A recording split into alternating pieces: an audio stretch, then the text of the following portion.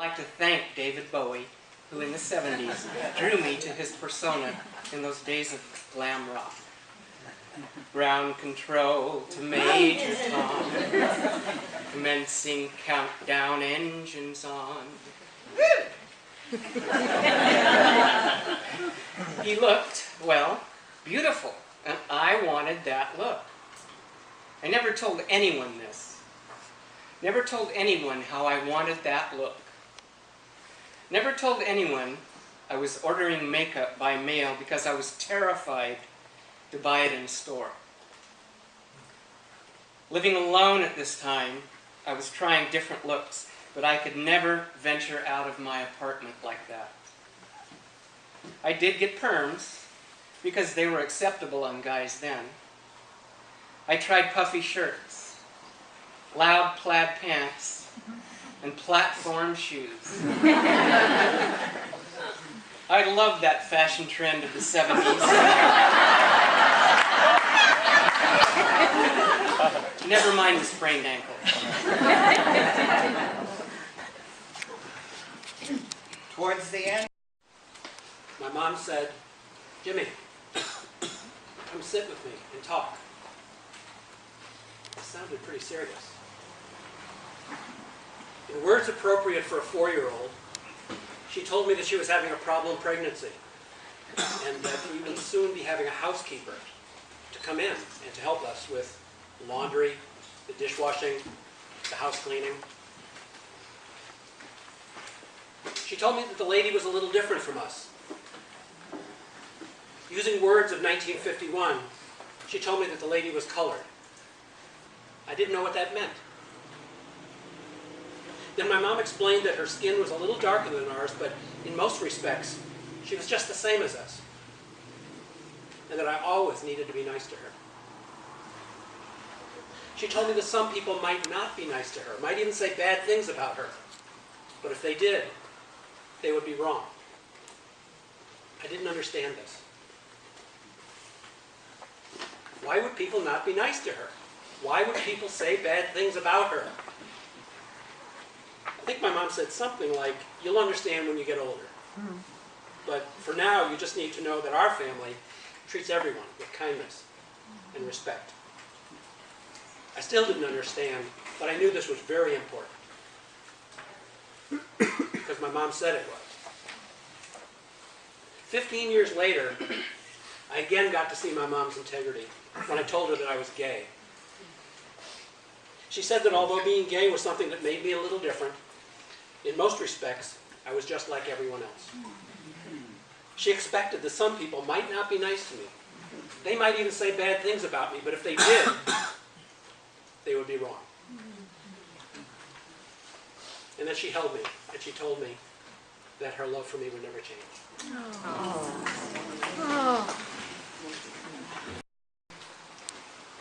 Coming out in a time of women's studies classes, consciousness-raising groups, dyke identity, and lesbian feminist separatist discussions, I came out in a world of political correctness.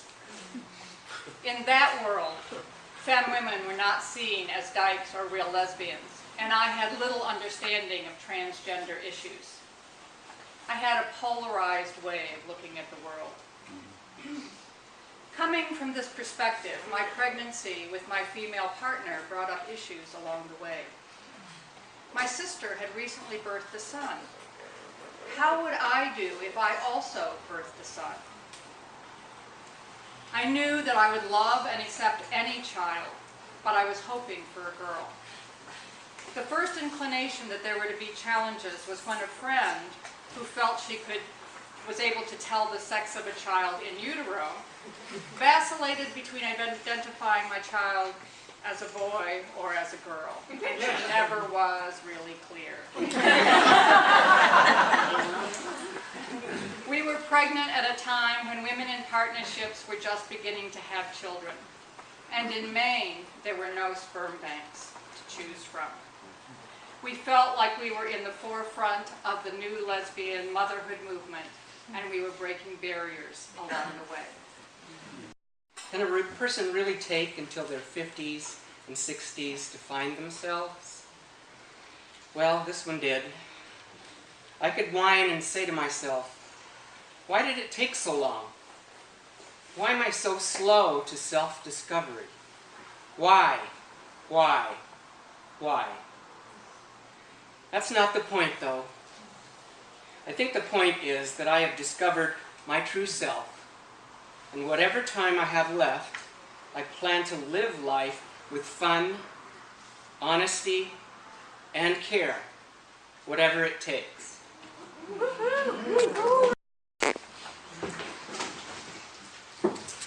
One evening at Las Hermanas Coffee House, I eyed an attractive, blonde-haired, blue-eyed woman driving up on her brand new shiny chrome and blue metal motorcycle, replete with leather jacket, flannel shirt, and steel-toed boots.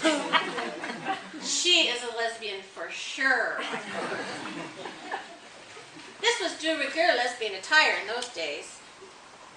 The shaved heads, remember? They shaved their head. She smiled at me and my world swirled. I mustered up my courage and moved across the room to begin a conversation with her. Hi, my name's Sheila. Oh, hi, I'm Denise. Nice motorcycle. Thanks. You want to ride sometime? Oh, yes. How about now? Yes, yes.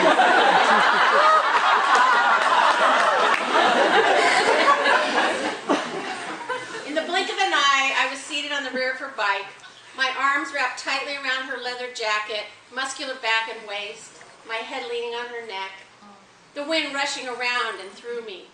It was one of those warm, balmy coastal nights. I was blissed out, in heaven, nirvana. This was it. Exactly where I was meant to be. The ultimate freedom. We could go anywhere, do anything. I could have rode on with Denise forever. I knew at that moment that Denise would become my lover. This was she, the one. The beloved woman I had been dreaming about. The one with just the right amount of butch to my femme. She soon pulled up at the lime green apartment complex. We're here. This is where I live. Do you want to see my place? Sure.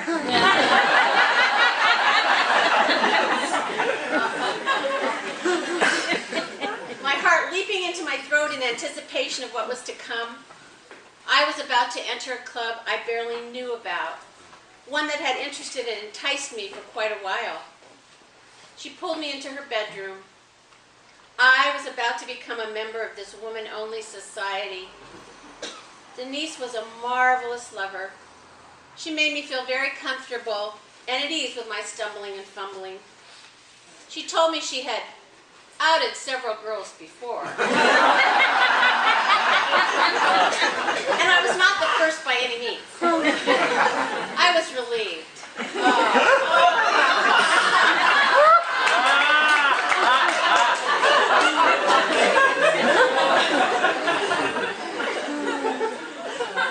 The next morning, Denise drove me back to Walnut Collective. I could see several pairs of eyes peering out. I said goodbye to Denise and waltzed through the front door. I was met by 8 pairs of eyes alongside big, broad smiles. No one said a word. We all burst into laughter. Everyone crowded around me and we began hugging, yelling, and whooping. You did it! How do you feel? What's it like? Oh my God! All I could do was grin sheepishly and shake my head. We all formed a huge puppy pile on the living room rug and celebrated my coming out for the rest of the afternoon. How do I follow that?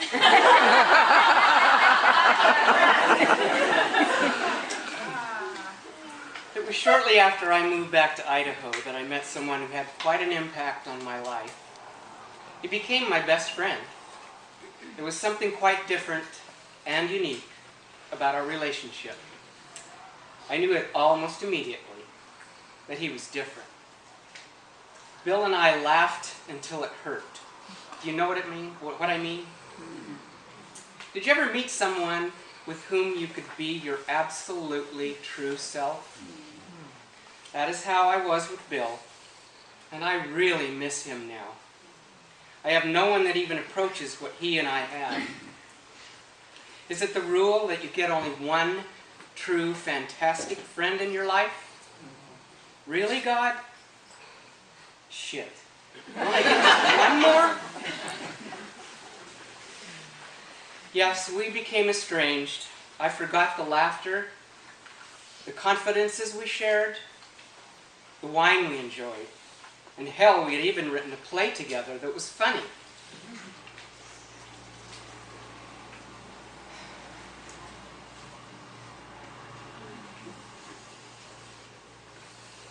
Bill died just after the turn of the new century. When I found out, I sobbed and sobbed. It was cancer. He smoked. No chance now to ever reconcile. As I write this, it sounds like a lost love. Maybe that's what it was. I know now that I was not a gay man, but at the time it crossed my mind a lot. Damn it, Bill. Why did I let bullshit and pride get in the way? I miss you.